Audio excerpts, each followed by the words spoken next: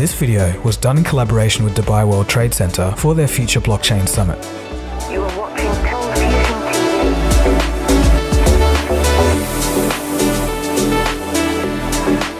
Hi, welcome to another Cold Fusion video. This episode will be an extension of the last video I did on blockchain. It's becoming increasingly clear that the technology has massive implications for almost all aspects of our lives. Nothing has shown such wide-sweeping promise since the internet or the latest generation of AI. Today, we'll be covering some of the actual projects that are going on currently that take advantage of blockchain technology. I'm aware that there's other tech like Tangle, but blockchain is the focus of this video. Also, from here on, I want you to completely forget about Bitcoin. Forget about Bitcoin. Blockchain is so much bigger than that. So this technology has been called many things. The next stage of the internet, a trustless system of value, and the most important technology ever invented. Let's put some perspective on this. But first things first, if you don't know what blockchain actually is, all you need to know is the following, and I'm going to try and avoid the technical terms here.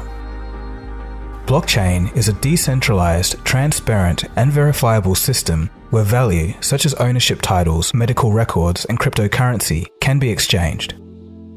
This value is stored in something called a digital block. The blocks are linked together in such a way that the unique digital identity of the next block is linked to the identity of the previous block, hence blockchain. Blockchain is shared on a peer-to-peer network where a continuously updated ledger keeps track of who owns what. These ledgers are secured by mathematics. The entire system is distributed among a network of computers rather than resting with a single provider. This means that data can't be tampered with without anyone knowing. And finally, there are many different blockchains used for different applications. So to recap, blockchain is a distributed system that's used to exchange value and can't be tampered with. An important concept to know for this video is the idea of smart contracts. Blockchain enables a new class of apps called smart contracts. Smart contracts basically replace what people would do within any agreement. For example, say you have two parties, Party A and Party B, that agree on some terms. In a smart contract, these terms are written into code. When the conditions have been satisfied, the contract is automatically executed. No lawyers, no company that releases held funds, no disputes, no middlemen needed. It's all automatic, done exactly as both parties had defined in the agreement. You can take this idea further and link smart contracts together to create an entire company that does things automatically. This is called a decentralized autonomous organization, or DAO. The result eliminates waste, reduces risk of fraud, and opens up a whole new world of automatic systems. Alright, so now that we're refreshed with the underlying technology, let's take a look at the impact that this is already having on the world. Let's start somewhere very close to me, the creative video community. Currently, we have YouTube and Twitch, but I'll be focusing on YouTube here. YouTube, like most other companies, is interested in profit, and that's fine, there's nothing wrong there. But the way YouTube is being managed leads to some incentives that result in a negative outcome for content creators and users. The two major ones are as follows. Number 1, demonetization. YouTube has to run a fine balance between satisfying the creators, the people who populate the site's content, and the advertisers, those who pay YouTube for having people watch the creators' content. Lately, YouTube has been cracking down on content that it finds might damage an advertiser's brand image. This has led to frustration from content creators, as their revenue streams can vanish overnight, seemingly without explanation. Number 2, advertising. A lot of people find advertising distracting and a bit intrusive, as advertisers can track your online behavior. Well, advertising is just part and parcel of what you have to deal with online media. Or is it? There must be a better way. A few blockchain startups are looking to create a better system. First up, we have Viewly. They're providing direct support for creators through a vote-based tipping system through the blockchain. This cuts out the middleman. Another bonus is that Viewly is ad-free because the payments are made instantly, automatically, through smart contracts. The payments are carried out in cryptocurrency tokens, which can be converted into any form of currency that one wishes. Viewly states that their long-term goal is to evolve into a fully fledged, decentralized autonomous organization. Viewly, not to get confused with Viewly, and Flixo are both similar and run on the Ethereum blockchain, but in these cases, viewers also get paid to watch. Lino is another such project which just successfully raised $20 million in funding. Lino states that they hope to free creators from the suffocating grip of YouTube revenue sharing agreements, terms and conditions, and pay people for watching content. Basically, if your content is in high demand, you get rewarded. Simple as that. No more gatekeepers flanning viewpoints they don't agree with. Project lead Wilson Wee states, quote, "We are trying to create a decentralized autonomous video content community so we can cut out the middleman and don't have the conflict of interest between the users and the content creators." DTube is yet another blockchain video site, but it's been up and running for over a year. So this is all good and interesting to see, but my worry with this is user fragmentation.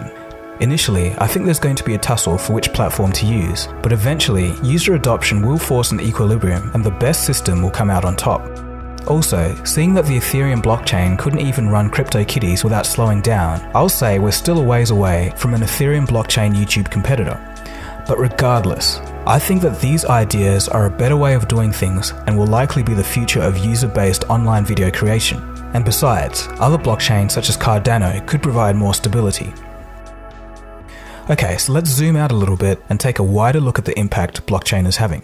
So we'll get to the dizzying array of current blockchain projects, but first, let's take a look at Everypedia.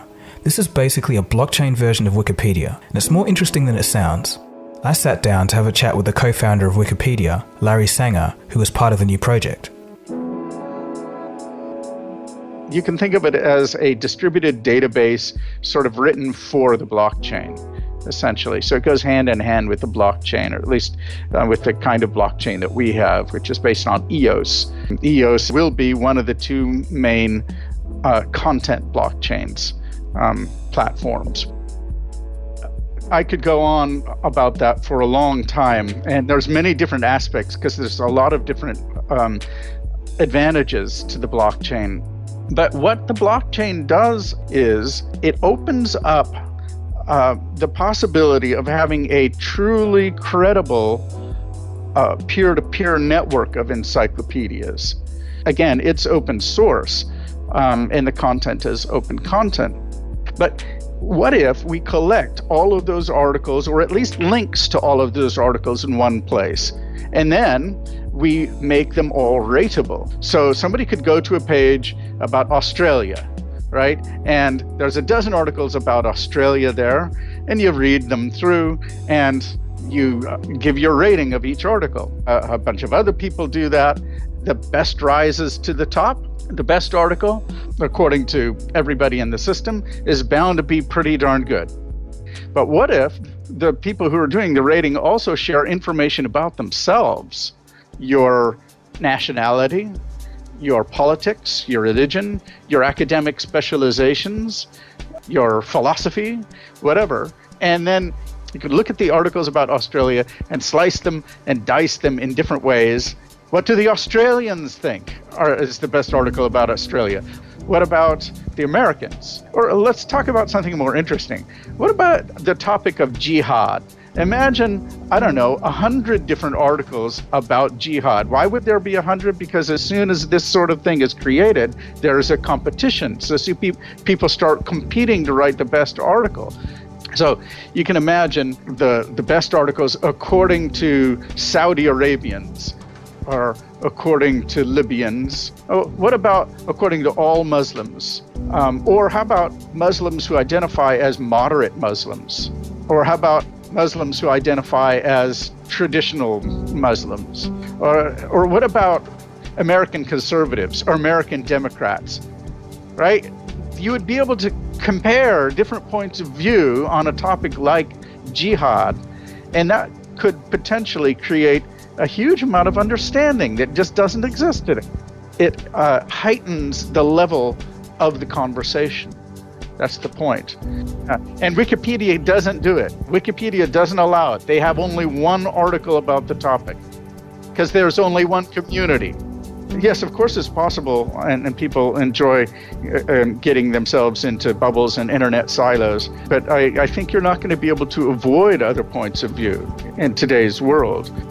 So if you have a competition to represent the best that is known on a given subject, now you have tools to engage in that debate much, much better than you can and a regime of fake news and sensationalistic media of all sorts. So, restoring global empathy by making people see things from the other point of view is absolutely awesome and very commendable. I'm wishing Larry and the team all the best for this project. Alright, so let's take a look at the wider aspects here. First, governments. Dubai. Dubai has set its sights on becoming the world's first blockchain-powered state. In 2016, representatives of 30 government departments formed a committee dedicated to investigating the opportunities across health records, shipping, business registration, and more. It's estimated that the blockchain will amount to $1.5 billion in savings per year. Much of this enhanced productivity will stem from moving to a paperless government, with blockchain document processing removing around 100 million paper transactions a year. Dubai World Trade Center is actually flying me out to the Future Blockchain Summit, one of the world's biggest blockchain conferences, to see what things are really like on the ground. I'll be reporting back, hopefully live over this channel. The conference is a collaboration between Smart Dubai, a government entity exploring new technologies, and the Dubai World Trade Center. Estonia. The Estonian government has partnered with Ericsson on a blockchain initiative to create a new data center where all public records are stored on the blockchain. South Korea. Samsung, of course, is creating blockchain solutions for the South Korean government, which will be put to use in public safety and transport applications. The UK government is also working on blockchain technology for pension payments. Cybersecurity. GuardTime is a company creating keyless signature systems using the blockchain. It is currently being already used to secure the health records of 1 million Estonian citizens. GuardTime is also working with DARPA, Lockheed Martin, and Ericsson. Healthcare. The company GEM is a startup working with the Center for Disease Control. They're going to put disease outbreak data onto the blockchain, which is hoped to increase the effectiveness of disaster relief and response. A company called Simply Vital Health has a couple of blockchain-related projects going on. One of them tracks the progress of patients after they leave the hospital, and another one provides decentralized blockchain patient records. MIT is spearheading a project called MedRec. It's a blockchain project designed to manage authentication, confidentiality, and data sharing of medical records, and is already up and running in Israel. Financial services.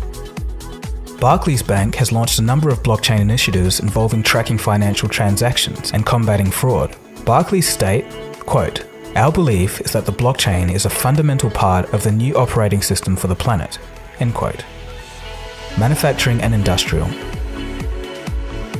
Geocoin.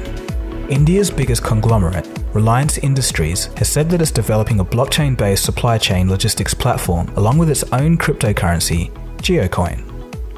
Transactive Grid is an interesting project based in Brooklyn that allows members to locally produce and sell energy. The goal is to reduce the cost involved with energy distribution. Storage.io is distributed and encrypted cloud storage which allows members to share unused hard drive space. Retail. OpenBazaar is a company that's attempting to build a decentralized market where goods and services can be traded with no middleman. Real estate. Ubiquity is a startup that's creating a blockchain-driven system for tracking the completed legal process, which usually creates friction and expense in the real estate transfer. Transport. Arcade City is an application which aims to beat Uber at their own game, basically bringing ride-sharing to the blockchain. So that is just a fraction of what is going on in the blockchain space. It's becoming clear that a shift is taking place here. Some big players can see that this is a viable option in the future and are getting on board so that they don't miss out. For example, IBM alone is working on 400 different blockchain projects with 63 clients. So almost at the end of the video, but one last thing I want to touch on is who is the biggest winner for blockchain. It's early days, but it seems that blockchain's biggest winners will be those who want to cut out middlemen.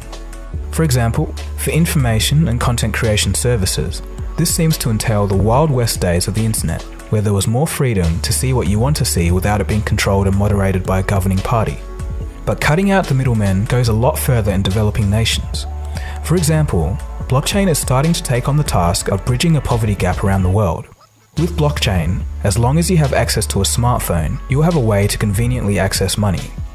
Additionally, blockchain is a decentralized system, which means that you don't get charged to transfer money the way you would with a typical financial institution. The former usually deters businesses from reaching certain regions of the world and serving opportunities for developing countries. For example, and this next statistic shocked me, last year, the total amount of cost to send money to sub-Saharan Africa was over $30 billion. This is according to the Bureau of Economic Analysis. So $30 billion in frictional losses just by having middlemen. A platform called BitPesa directly aims to solve this problem through blockchain technology, and I'm sure there'll be many other projects on the way. So this alone, leaving all other things equal, that is, the same amount of money flowing from well-off nations to poor nations as is today, many tens of billions of dollars can be generated by just using blockchain. So with that rounds out the end of this video. Let me know what you guys think about blockchain. Has this video widened your perspective a little bit? I personally think that it's very early days, but in the next 5 to 10 years, blockchain or a similar technology will be ubiquitous. Let me know your thoughts in the comment section below. This has been Dagogo, you've been watching Cold Fusion, and I'll see you again soon for the next video. Cheers guys, have a good one. Cold Fusion. It's new thinking.